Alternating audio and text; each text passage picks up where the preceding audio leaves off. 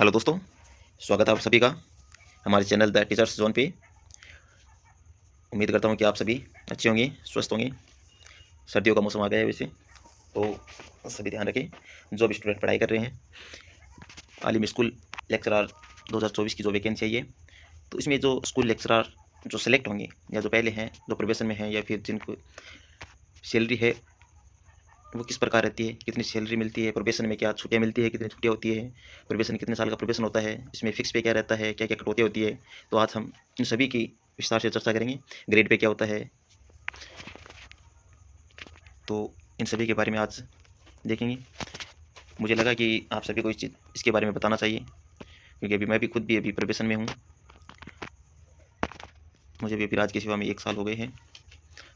तो एक बार जो भी साथी अभी तैयारी कर रहे हैं उनको एक बार कुछ चीज़ें पता होनी चाहिए, ताकि उनको भी एक मोटिवेशन मिले। एक राजपत्रित अधिकारी की जो जॉब है वो कितनी अच्छी जॉब है, बहुत सम्माननीय जॉब है समाज में। वैसे शिक्षक की जॉब होती है वो चाहे किसी भी ग्रेड से, उससे कोई फर्क नहीं पड़ता। हर एक जॉब अपने आप में सम्माननीय पोस्ट होती है। समाज में जो अच्छा वर्ग या बौद्धिक वर्ग में जो शामिल होते हैं उनमें शिक्षक को बहुत ज़्यादा सम्मान मिलता है। लेकिन आज हम जिस के बारे में चर्चा करेंगे वो है स्कूल व्याख्याता। तो दोस्तों, ये जो जॉब होती है वो राजस्थान में L12 की जॉब होती है, क्योंकि अलग अलग लेवल होते हैं जॉब के। उनमें जो L12 होती है उसमें स्कूल लेक्चरार को शामिल किया जाता है, जिसकी ग्रेड पे है 4800 ग्रेड पे की ये जॉब होती है। तो इसमें देखते हैं कि जो भी सिलेक्ट होते हैं आरपीएससी के द्वारा स्कूल लेक्चरार, उनकी सैलरी किस प्रकार रहती है स्टार्टिंग में। कि राजस्थान में 2 वर्ष का प्रोबेशन पीरियड होता है, तो उस टाइम पे उनको फुल सैलरी नहीं मिलकर कुछ प्रोबेशन में फिक्स पे मिलते हैं। तो किस प्रकार कितने फिक्स पे होते हैं और कितनी डिडक्शन होती है उनमें से, और नेट सैलरी अपने अकाउंट में कितनी आती है, उनकी सभी के बारे में चर्चा करेंगे।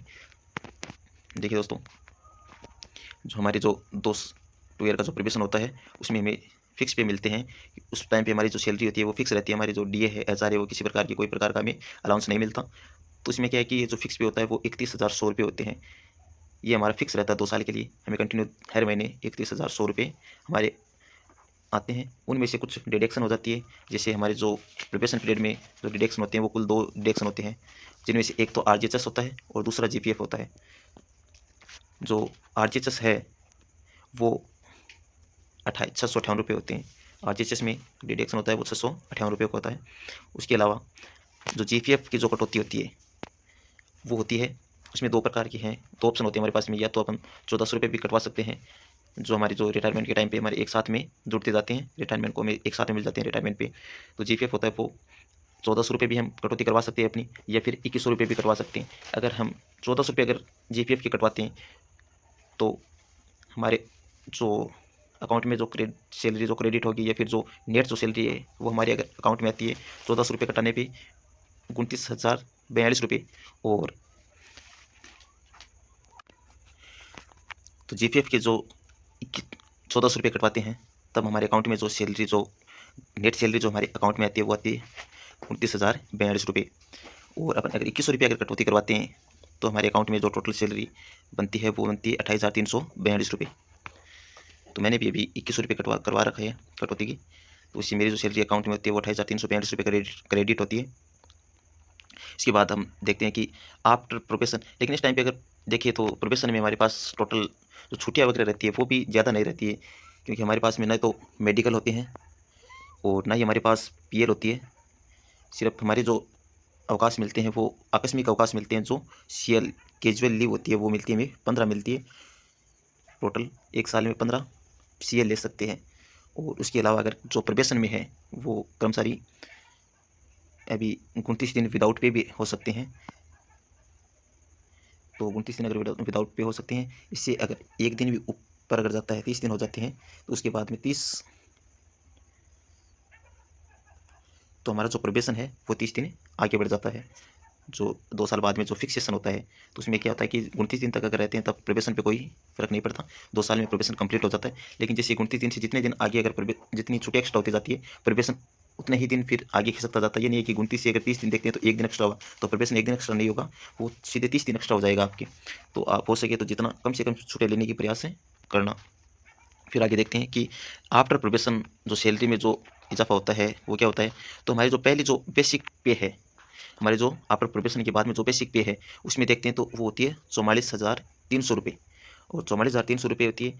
और उसमें क्या होता है कि पहले था 50% डीए था, लेकिन अभी 2024 से ये डीए है वो 53% हो गया। तो उसे अगर देखा जाए तो हमारे जो डीए के बनते हैं वो जो टोटल बेसिक पे होती है, इस बेसिक पे के 53% होते हैं।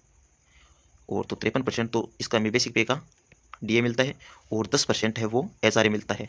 इस तरीके से ये देखते हैं तो डीए हमारा बनता है, वो बनता है स्टार्टिंग में अभी बन रहा है, जो प्रोबेशन जिनका कंप्लीट हो गया है उनका अभी बन रहा है 23,479 रुपये, और एचआरए बन रहा है अभी उनका 4,430 रुपये।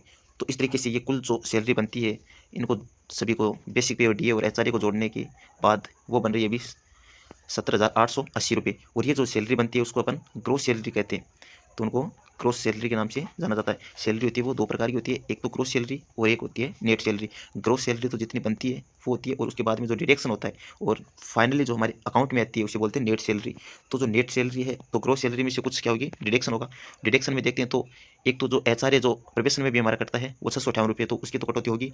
उसके साथ साथ में जीपीएफ है, वो पहले था 21 रुपये, अभी उसके मतलब 2850 रुपये हो जाएगी, उसकी कटौती एक्स्ट्रा थोड़ी बढ़ जाएगी।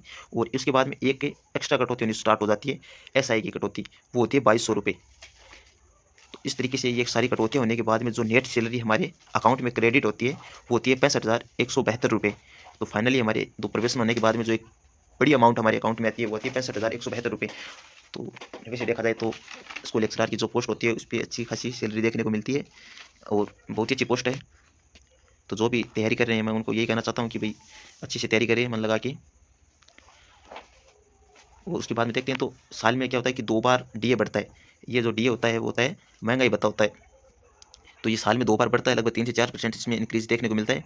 अभी जो राजस्थान में अभी चल रहा है वो 53% है। अभी जो बेसिक होती है उसका 53% डीए मिलता है, महंगाई भत्ता जो साल में 2 बार लगता है डीए। और प्रोबेशन होने के बाद में हमारे पास में जो छुट्टियाँ होती है वो सीएल के अलावा कुछ और एक्स्ट्रा जो लीव है वो भी हमें मिल जाती है, जिसमें पीएल होती है वो 15 पीएल होती है। इसका अपन छुट्टियाँ भी ले सकते हैं, या फिर अपन छुट्टियाँ नहीं ले तो इसका पेमेंट भी हम उठा सकते हैं, पीएल मतलब पेमेंट में भी कन्वर्ट करवा सकते हैं, इसका पेमेंट उठा सकते हैं। और 10 हमें मेडिकल मिल जाते हैं। जो सीएल होती है वो लैप्स हो जाती है, तो ये जो 1 जुलाई को आपकी जितनी भी सीएल है, तो 1 जुलाई से पहले अगर आपने एक साल में जितनी भी सीएल ले ली है तो वो सारी क्या, उसके बाद में अगर 15 में से अगर जो भी बचेगी वो क्या हो जाएगी, लैप्स हो जाएगी। 1 जुलाई से आपको नई सीएल 15 सीएल मिल जाएगी। और बाकी ये जो पीएल होती है और जो मेडिकल होते हैं वो कभी लैप्स नहीं होती। पीएल होती है वो हमेशा जुड़ती जाती है, और मेडिकल है वो भी हमेशा जुड़ते जाते हैं। ये मेडिकल वैसे 10 होते हैं, वैसे तो 20 होते हैं उसमें, क्योंकि 10 दिन और रात दोनों काउंट की जाती है इसमें। तो ये दिन और रात के हिसाब से देखिए, तो एक दिन के अकॉर्डिंग देखा जाए तो इसमें दिन और रात दोनों आते हैं, तो इसलिए 10 हो जाती है। ये 10 सीएल मेडिकल होती है हमारे पास में। और ग्रीष्मकालीन जो अवकाश होता है वो तो हमें मिलता ही है, गर्मी की छुट्टियाँ, शीतकालीन अवकाश, ये सारी छुट्टियाँ हैं वो हमें मिलती है। जो हम पर्सनली जो खुद ले सकते हैं वो होती है सीएल और पीएल और मेडिकल। तो सीएल जब भी लेते हैं तो उसका कोई पेमेंट एक्स्ट्रा पेमेंट नहीं करता, उस टाइम पे हमारी सैलरी है वो अकाउंट में आती रहती है। ये इमरजेंसी के लिए होती है, कैजुअली होती है, कभी भी आकस्मिक अवकाश हो जाता है तो अपन ले सकते हैं इनको काम में। फिर उसके बाद में देखते हैं कि क्या है कि हर 1 जुलाई को के आसपास में इंक्रीमेंट देखने को मिलता है, मतलब सैलरी के अंदर कुछ बढ़ोतरी देखने को मिलती है। जैसे कि इंक्रीमेंट का मतलब है कि हम देखते हैं कि एक बार ये जो है वो 6 पे कमीशन राजस्थान एम्प्लॉय को जो भी सैलरी वगैरह मिलती है वो इसी स्लेब के अकॉर्डिंग मिलती है। इसमें अलग अलग स्लेब दे रखी है, जिसमें देखते हैं कि ये देखो स्टार्टिंग में दे रखा है कि L1 L2 L3 L4, इस तरीके से देखते हैं। तो जो स्कूल लेक्चरर की जो स्कूल व्याख्याता की जो फर्स्ट ग्रेड की जो पोस्ट है वो L12 में आती है। L12 में स्टार्टिंग में इसमें देखते हैं कि 4800 ग्रेड पे की है ये।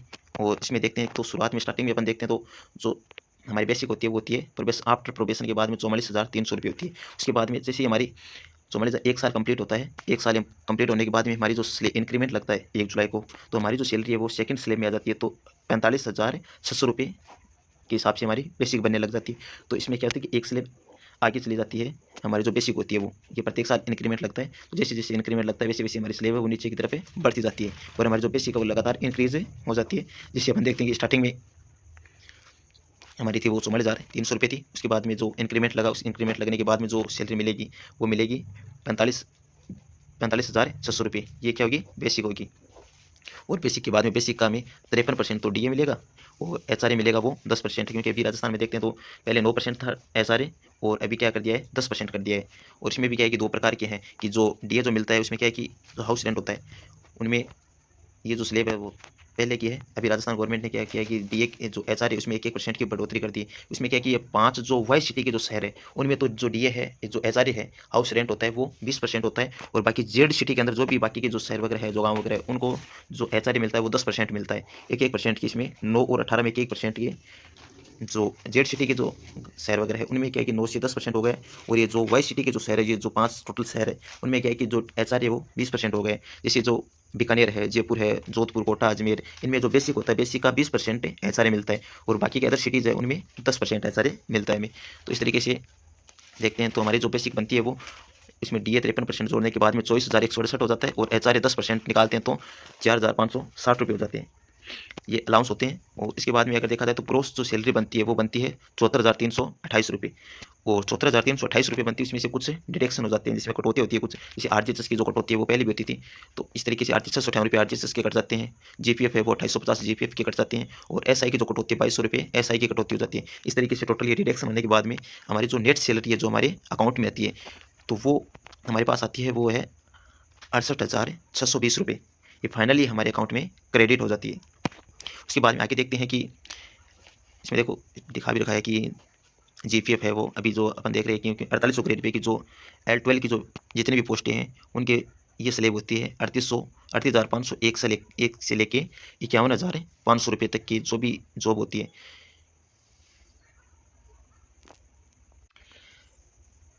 तो इसमें दे रखा है कि 2850 रुपये, इसमें 1450 भी कटवा सकते हैं अपन जीपीएफ की, लेकिन सभी ज़्यादातर एक्स्ट्रा ही कटवाते हैं ताकि बाद में अच्छा खासा अमाउंट मिले हमें। दोस्तों इसमें अलग अलग स्लैब दे रखी है, जीपीएफ रेट जिस अकॉर्डिंग जिस लेवल में आप सेट होती है उसके अकॉर्डिंग कम ज़्यादा आप करवा सकते हैं। एसआई प्रीमियम है उसमें भी आप कम ज़्यादा करवा सकते हैं, जिस स्लैब में आप आते हो उसमें कम का भी ऑप्शन है और ज़्यादा का भी ऑप्शन है। और आरटीएस रेट है वो भी अलग अलग है, आप जिसमें सेट होते हो उसके अकॉर्डिंग आप उसमें कुछ एक्स्ट्रा कटवा सकते हो, उसमें थोड़ा कम भी करवा सकते हो। जो मिनिमम है वो तो आपको करवाना ही पड़ेगा, लेकिन उसमें एक्स्ट्रा का भी ऑप्शन होता है कुछ, अगर आप एक्स्ट्रा करवाना चाहते हो तो वो भी करवा सकते हो। इस तरीके से ये कंप्लीट होने के बाद में आपको जो इंक्रीमेंट, आफ्टर इंक्रीमेंट के बाद में आप जो सेकंड स्लेब में आते हो आप जो आपका प्रोबेशन वो कंप्लीट होने के बाद में आप की जो होती है वो होती है 44,300 रुपये बेसिक पे हो जाती है। उसके बाद में इंक्रीमेंट लगता है 1 साल बाद, प्रोबेशन कंप्लीट होने की जस्ट 1 साल बाद जब पहला इंक्रीमेंट लगता है तो वो आप सेकंड स्लेब में आ जाते हो L12 की, जिसमें होती है 45,600 रुपये। इस तरीके से ये टोटल डिडक्शन और ये सभी चीज़ देखने के बाद में आपकी जो नेट सैलरी अमाउंट जो आपके अकाउंट में आती है वो होती है 68,620 रुपये। ये अलग अलग स्लेब है, इसमें लगातार स्लेब है वो बढ़ती जाती है। L12 है वो पहला इंक्रीमेंट 45,600 पे, उसके बाद में 47,000, 48,400 रुपये, इस तरीके से ये लगातार बढ़ती जाती है।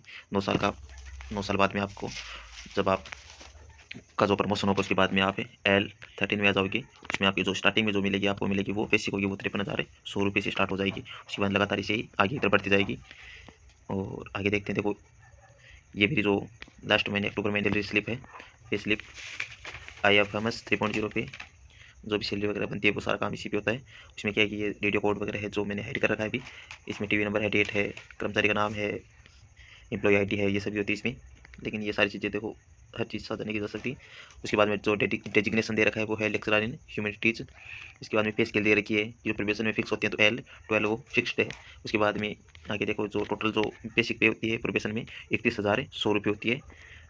और उसके बाद में जो डिडक्शन होता है वो 2100 और 658 रुपये जीपीएफ और आरजीएस के डिडक्शन होने के बाद में जो टोटल जो डिडक्शन होता है वो होता है 2758 रुपये। उसके बाद में जो नेट अमाउंट हमारी फाइनली जो अमाउंट हमारे अकाउंट में क्रेडिट होता है इन प्रोबेशन वो होता है 28,342 रुपये। दोस्तों ये जो जॉब है स्कूल लेक्चरर प्राध्यापक बोलो या फिर स्कूल व्याख्याता बोलो, बहुत ही अच्छी जॉब है। आप सभी लगातार अपनी तैयारी है वो ज़ोरों शोर से करते रहें और अपने आप को मोटिवेट रखें और ट्राई करें कि आप एक अच्छी तैयारी करें और अच्छा फाइट करें एग्ज़ाम।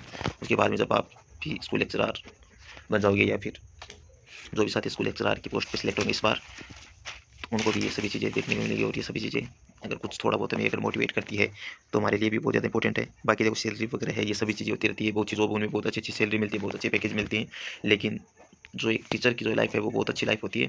उसमें हमेशा आप बच्चों के इर्द गिर्द रहते हो, उनसे बहुत चीज़ें सीखने को भी मिलती है, तो आपका जो जीवन है वो बहुत अच्छा रहता है। तो इसी के साथ मैं अपनी बात यही समाप्त करना चाहता हूँ और प्रयास करते हैं कि लगातार आप हमारे चैनल से जुड़े रहोगे और हमारे चैनल को सब्सक्राइब करोगे, हमारी वीडियो लाइक करो, शेयर करो और प्रयास करेंगे हम भी कि आपकी जो स्कूल लेक्चरर की जो तैयारी है उसमें कुछ सहयोग कर सकें, जो भी सपोर्ट कर सकें, जो भी मैटर है, जो अच्छा लिखा हुआ मैटर है। जैसे मैंने भी जो लास्ट ईयर 2022 की जो स्कूल लेक्चरर की जो वैकेंसी है मैंने भी क्रैक की है, तो प्रयास करेंगे कि वो आपके साथ शेयर किया जाए छोटी छोटी वीडियोज़ के माध्यम से। तो आप लगातार हमारे चैनल से जुड़े रहिए। धन्यवाद। और अपनी तैयारी को निरंतर गति देते रहिए और देखते हैं कि आप भी प्रयास करो और अच्छा रिजल्ट आए आपकी, और अपने परिवार की जो लाइफ है उसमें भी बहुत बदलाव देखने को मिलेगा इसके बाद में। धन्यवाद।